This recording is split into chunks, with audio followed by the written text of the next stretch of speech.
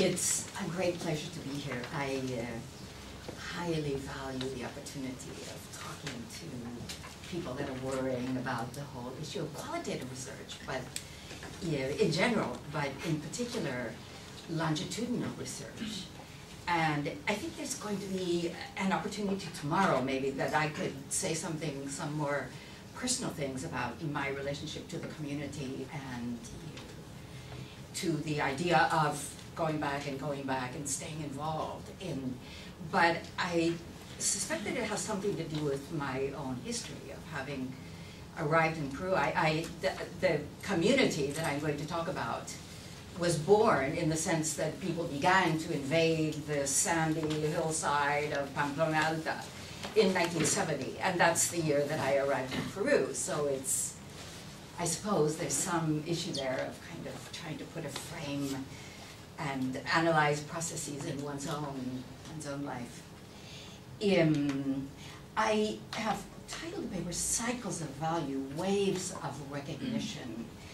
And I'm going to ask you to bear with me. I'm going to be saying a lot about value and respect and self-respect and worth and self-worth and recognition and all of these extremely vague concepts that I'm not going to define, because I think that we somehow know what we're talking about. And part of what I'm trying to work through in the paper is how you go from a framework that's basically development in the sense of international development economics, sort of sociology or anthropology of development.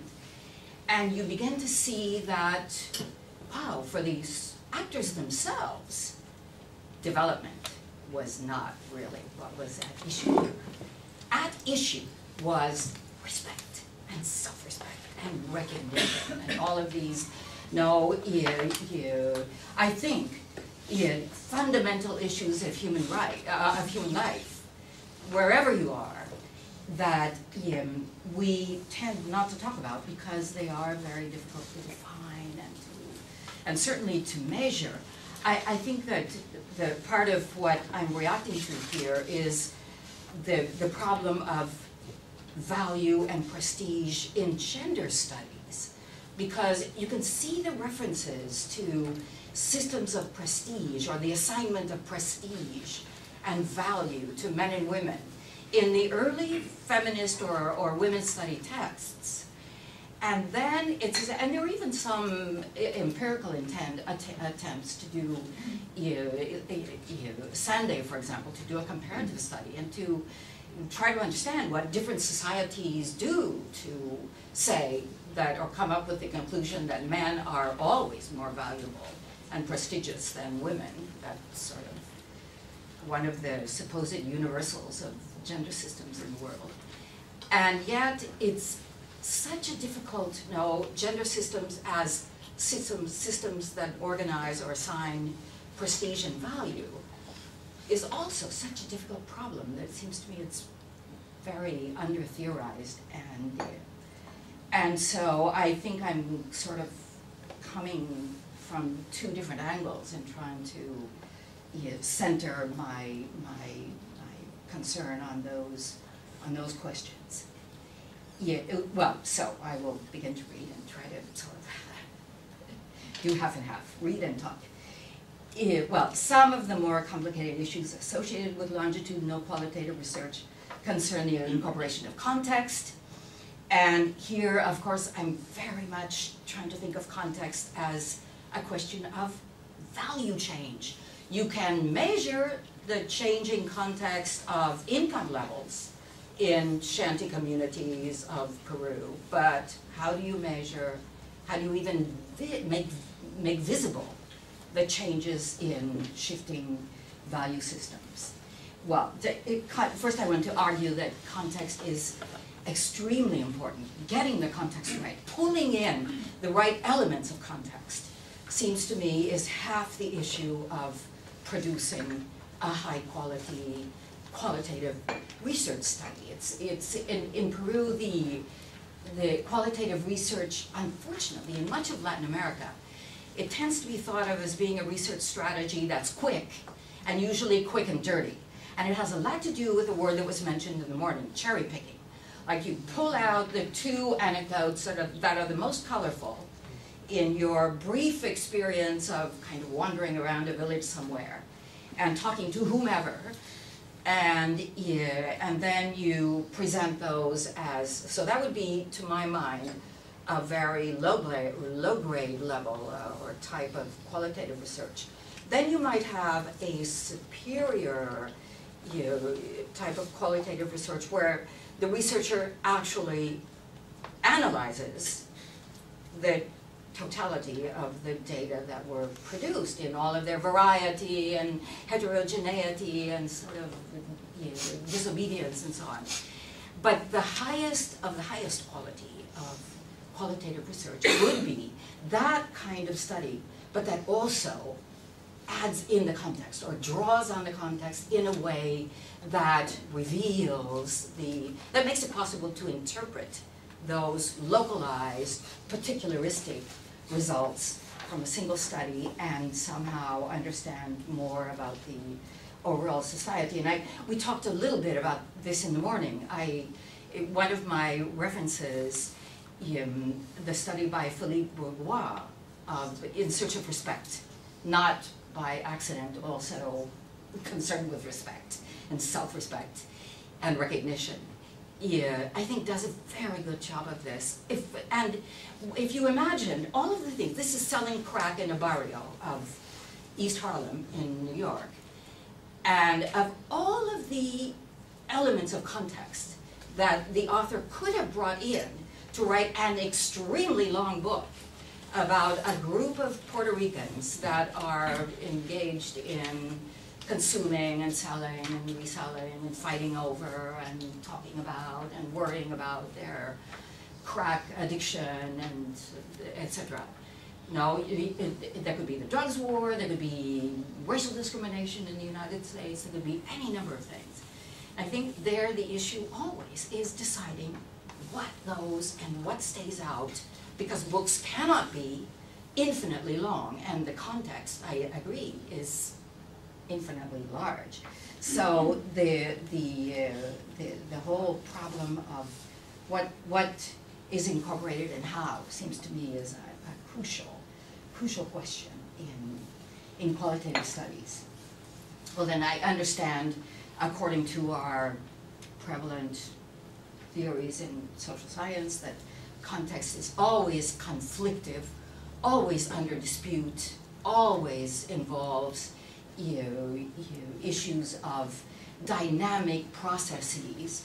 And I suppose in a country like Peru, where it's almost an accepted truism that nothing is stable, this is a poor developing country that goes from one extreme to the other. That's the country's own self-image.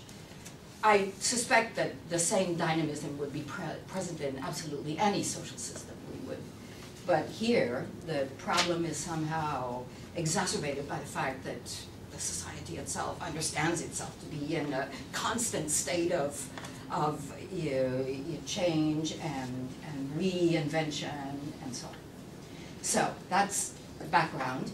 The community that I'm talking about, and in many of the things that I've written about it, I've used its actual name, which is Leoncio Prado. Leoncio Prado was a very minor war hero in the war between Peru and Chile in the 19th century. Still an extremely important event for Peruvians and Chileans. Never to be forgotten. A border conflict of the many that have taken place in Latin America. But in later writings and in this paper, I talk about Pamplona Alta. Pamplona Alta is a collection of former shanty communities and new shanty communities that are being formed at the top of the hill. It is a sandy slope on the southern outskirts of the city of Lima. And establishing a new little settlement is a matter of staking out some, setting up some straw shacks and selecting a name. And when you get to a certain number of households or families that are inhabiting the community, somebody says, well, maybe we could now go before the authorities and get ourselves recognized as a formal asentamiento humano, and a formal informal settlement, and then we could start getting certain government benefits or move along in the process towards getting actual legal title to the land that is being occupied. There are not many restrictions on this kind of thing on the outskirts of the city of Lima. It's a big desert out there, and if you can figure out how to get yourself water and electricity and transportation, then go for it. There's probably not going to be any other claim to a lot of that land. So in the paper that I sent electronically, and where I first started worrying about multiple cycles taking place simultaneously in time. A cycle that has to do with individual processes of human development, that has to do with family cycles, the developmental cycle of the household group or something. And that has to do with the community cycle.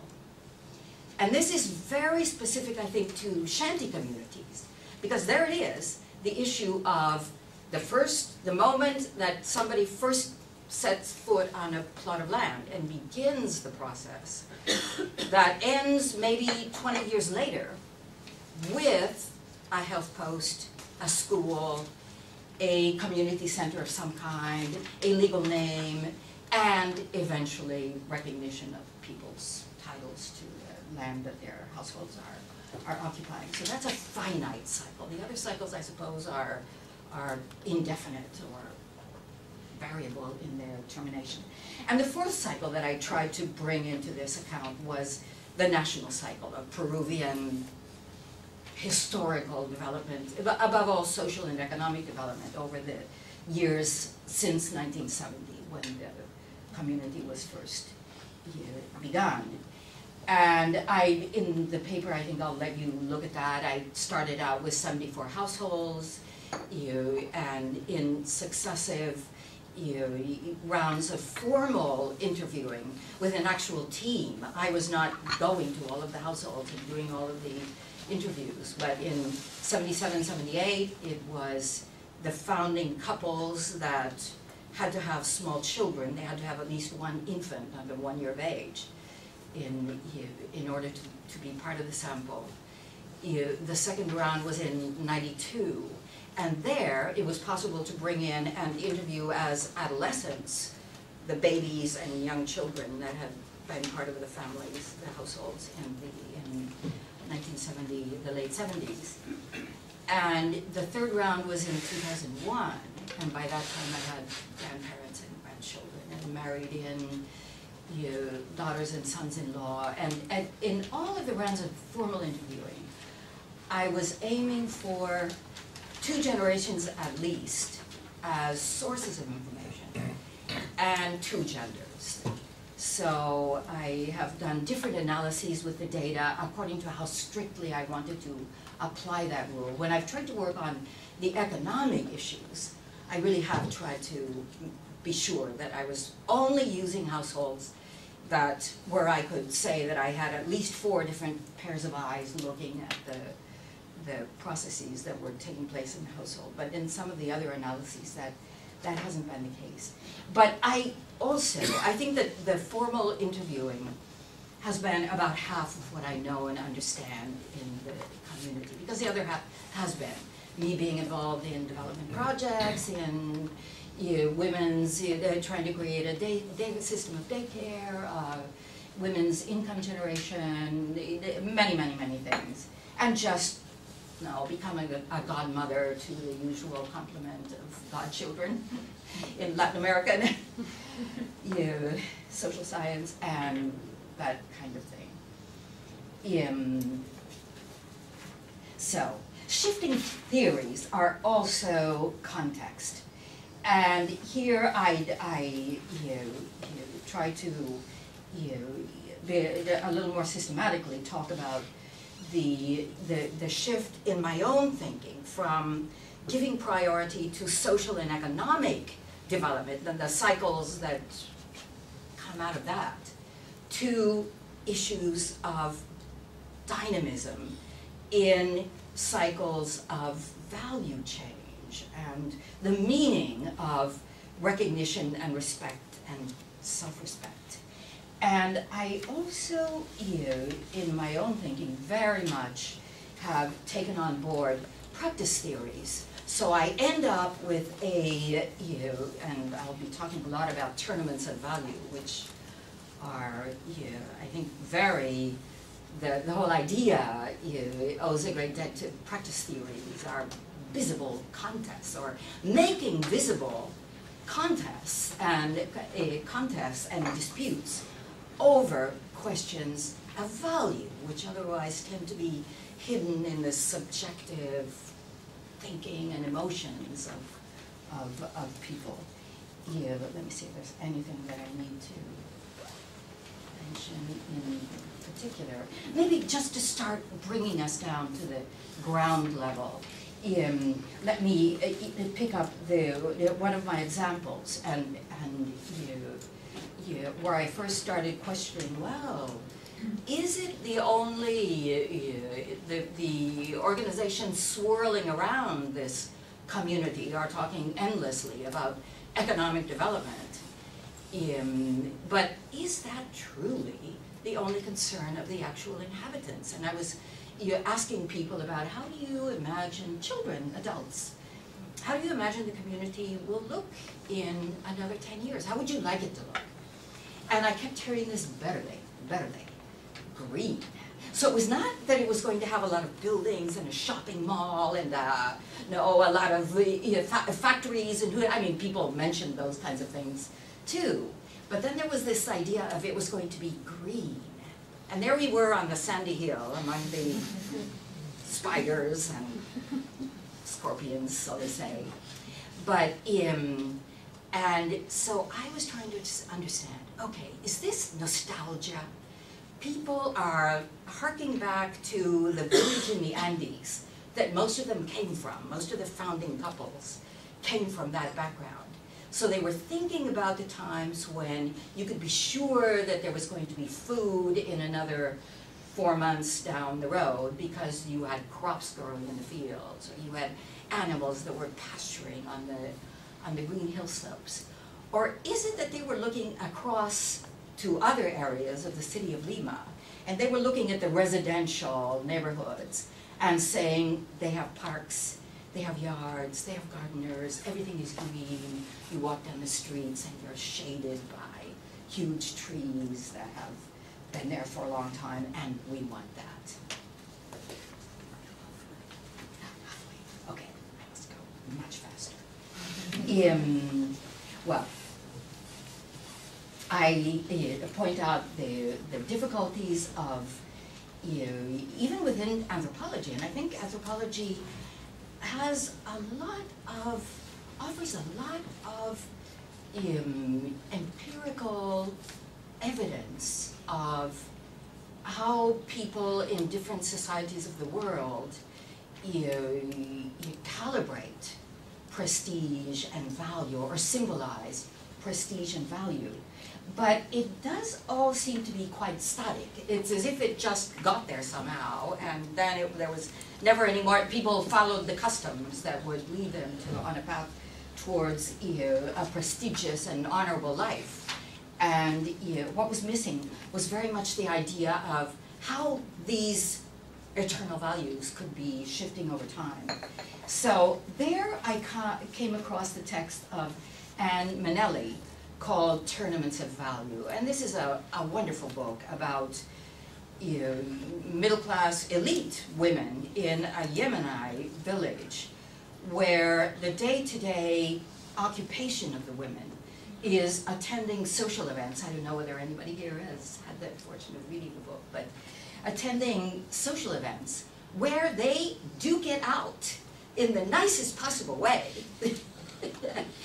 over who is behaving properly and who is not, and what families are up and what families are down in the local scale of values. And so this is the idea of a tournament where through a lot of things that have to do with dress and presentation of self, or language and following etiquette, and a number of different jousting tools.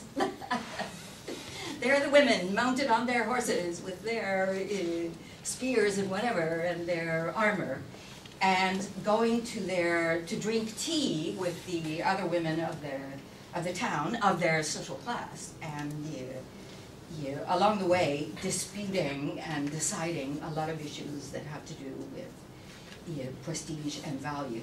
And I think it's interesting that I make reference to the text of Janice Perlman in the favelas of Rio de Janeiro. And this is a study that covers about the same time span as my involvement with Pamplona Alta. And the final chapter of the study, Janice Perlman also started out very much in a framework of economic development and when will the favelas become wealthier and more secure and so on. And her final chapter talks about respect and self-respect and lack of respect and lack of recognition by the rest of Brazilian society, of people that have been struggling for so hard and so long in the favelas, or have managed to escape and locate themselves somewhere else.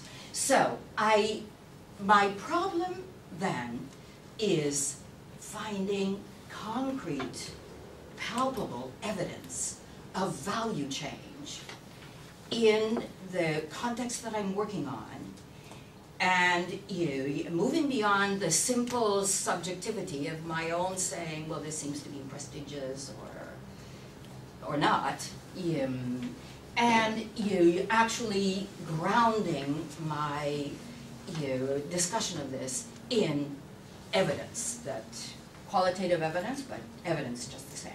So I have three basic batches of evidence or strategies for finding the data that I need. One has to do with people's language, the actor's own language about who is worthy of respect and what are actions that are worthy of respect and more prestigious than others. And in the paper I mentioned the many different routes that people within the community in Pamplona Alta recognize as routes towards increasing the individuals or a family, a household group's respect and prestige. And of course, the many routes to perdition.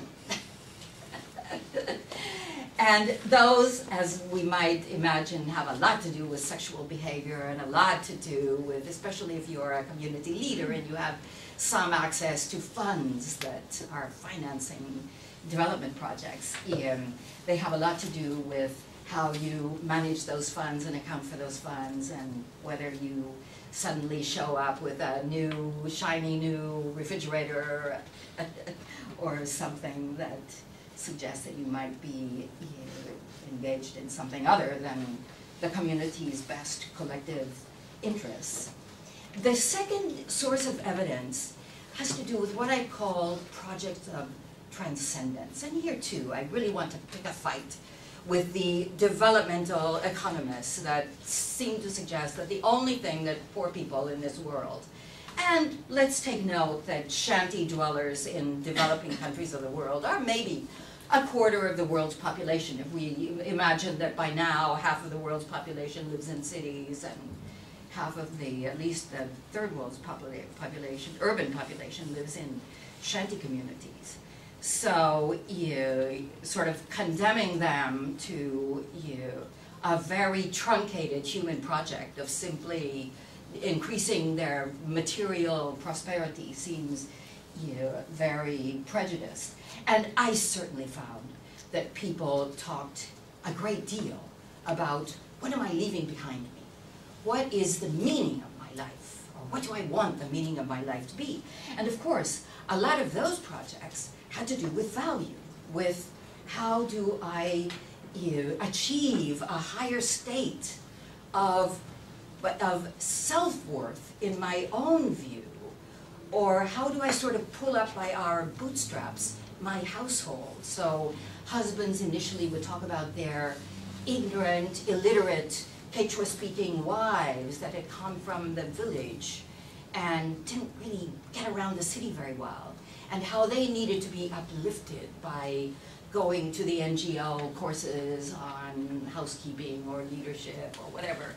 And by the end of the cycle, the wives were talking about their husbands, you know, lost in alcoholism and desperation and joblessness and hopelessness, and about how they needed to be uplifted into, I don't know, joining a Protestant evangelical group and being reborn to a different life. And then there were the tournaments of value and the local tournaments of value.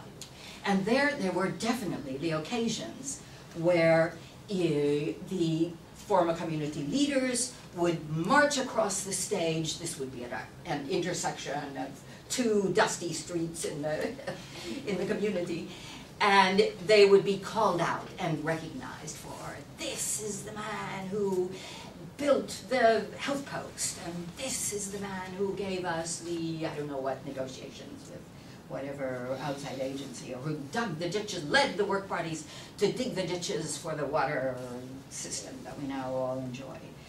And there, I think two things that became very clear. One was how these tournaments were very, very much contained within the boundaries of the shanty population itself. I mean, the persons living in the next shanty over the hill would certainly understand what was at stake and what was being expressed in these, you know, public displays of recognition and worth. But anybody outside the shanty population would look at it and say, what difference does that make? What do I care? So it seemed very clear that here there is an impassable barrier between the tournaments of value that take place in the larger society and the tournaments of value that take place in certain segments of the society that have really no chance, under the conditions of Peru at least, no chance to dispute some kind of national project of a Peru that would be democratic, equitable, somehow moving toward a consensus about what is a good human life and what do human beings owe each other in terms of collective living.